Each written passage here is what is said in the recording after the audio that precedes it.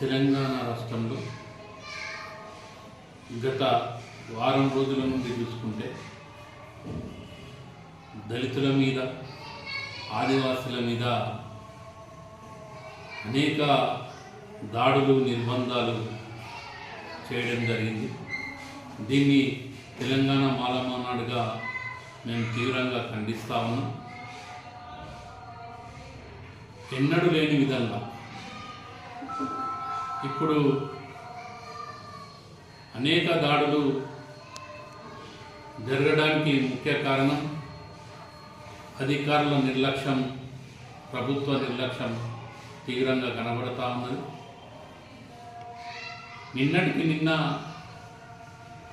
7వ తరగతి చదువుతున్నటువంటి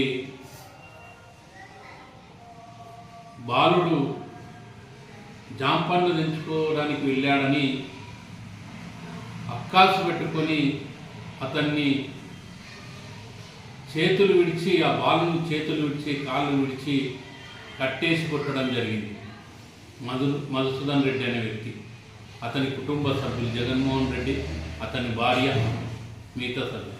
అంటే కనీసం దళితులంటే ఈ సమాజంలో ఇప్పటికీ 75 సంవత్సరాల స్వతంత్ర భారతదేశంలో ఇప్పటికీ దళితుల మీద దాడులు జరగడం సిగ్గుచేటుగా భావిస్తూ ఉన్నాం. మహబూబ్నగర్ ఉమ్మడి జిల్లా విషయానికి వస్తే రాష్ట్ర వ్యాప్తంగా సంచలనం సృష్టించినటువంటి చెంచు మైల పైన బండి వెంకటేషు, బండి శివ, బండి ఈశ్వరమ్మలు వాళ్ళ భూమినే కాజేసి ఆ భూమిలోనే ఆమెని మర్మంగాల పైన డీజిల్ పోసి చిత్రహింసలకు గురిచేసి దాడి చేయడం జరిగింది, అత్యాచారం చేయడం జరిగింది. మరోపక్క వనపర్తి జిల్లా చిన్నంబాయి మండలం పెద్దదగడ గ్రామంలో పెరుమల వెంకటస్వామి పైన దారి కాపు కాచి దాడి చేయడం జరిగింది. మొన్నటికి మొన్న నారాయణపేట జిల్లా కోటకొండ గ్రామంలో దళితవాడ పైన బీసీ వర్గాలు ముక్కమ్మడిగా దళిత గ్రామం పైన, పూర్త దళితవాడల పైన ముక్కుమ్మడి దాడి చేయడం. అంటే దళితులకు ఎటు చూసినా కూడా ఈ రాష్ట్రంలో రక్షణ లేకుండా పోయింది. మొన్నటికి మొన్న హైదరాబాద్లో మహానగరంలో కూడా ఒక చిన్నారి పైన అత్యాచారం చేయడం జరిగింది. అంటే ఈ పోలీసు వ్యవస్థ ఏం చేస్తుందని మేము అడుగుతా ఉన్నాం. ఈ ప్రభుత్వం ఏం చేస్తుందని మేము అడుగుతా ఉన్నాం. దళితులకు రక్షణ కల్పించాల్సిన బాధ్యత అధికారుల పైన, ప్రభుత్వం పైన ఉంది. కానీ ఇప్పటి వరకు కూడా కనీసం ఏ కేసులో కూడా కనీసం దోషులను అరెస్ట్ చేసే పరిస్థితి కనబడతలేదు. నిన్న జరిగినటువంటి సంఘటన తీసుకుంటే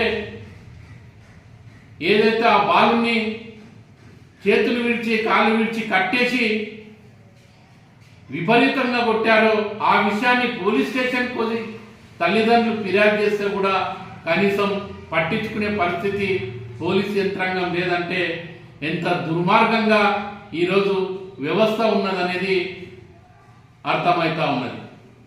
కాబట్టి ప్రభుత్వం వెంటనే స్పందించాల్సిన అవసరం ఉన్నది. ముఖ్యమంత్రి గారు తన సొంత జిల్లాల్లోనే ఇటువంటి సంఘటనలు జరుగుతూ ఉంటే మౌనం వహించడం అనేది సరైనది కాదని కూడా మేము ఈ సందర్భంగా తెలియజేస్తా ఉన్నాం. ఖచ్చితంగా మీరంతా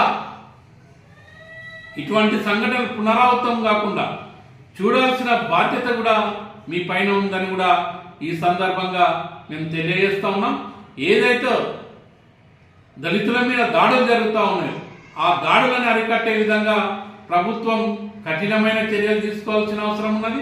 అంతేకాకుండా ఏదైతే దాడులు చేసినటువంటి దోషులను ఎస్సీ ఎస్టీ అట్రాసిటీ యాక్ట్ కింద కఠినంగా శిక్షించాల్సిన అవసరం ఉన్నది. బాధితులకు ప్రభుత్వం పక్షాన ఆదుకోవాల్సిన అవసరం ఉన్నది.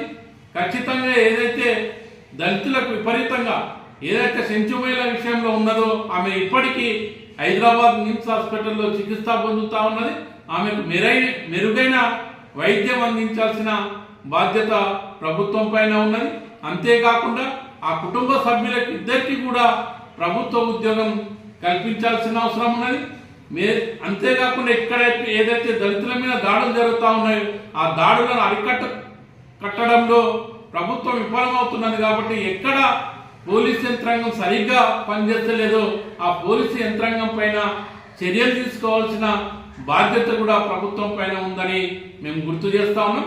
ఖచ్చితంగా వీటన్నిటిని కూడా మేము దృష్టిలో ఉంచుకొని ఖచ్చితంగా పెద్ద ఎత్తున వీటిపైన ప్రభుత్వం కఠినంగా చర్యలు తీసుకోకపోతే మేము ఖచ్చితంగా తెలంగాణ మాలమాన ఆధ్వర్యంలో ఉద్యమిస్తామని, పెద్ద ఎత్తున రాష్ట్ర వ్యాప్త ఉద్యమానికి శ్రీకారం చుడతామని కూడా ఈ సందర్భంగా ప్రభుత్వాన్ని హెచ్చరిస్తా ఉన్నాం. జై భీమ్, జై మాల.